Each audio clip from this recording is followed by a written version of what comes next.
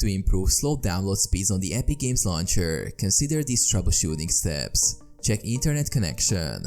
Ensure your internet connection is stable and functioning correctly. Restart your router or switch to a wired connection for faster speeds. Pause background downloads. If multiple downloads are active, pause or cancel them to prioritize the download you want to speed up.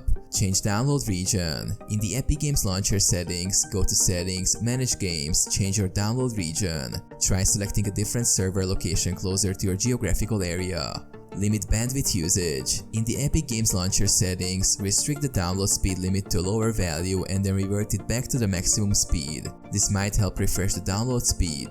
Disable background applications. Close or limit other applications using the internet to reduce bandwidth usage and prioritize the Epic Games Launcher. Check firewall or antivirus settings. Temporarily disable or adjust firewall or antivirus settings that might be blocking the Epic Games Launcher from utilizing full bandwidth. Verify game files. In the Epic Games Launcher, verify the game files to ensure there are no corrupted or missing files causing slow downloads. Restart the launcher. Sometimes, simply restarting the Epic Games Launcher can resolve download speed issues.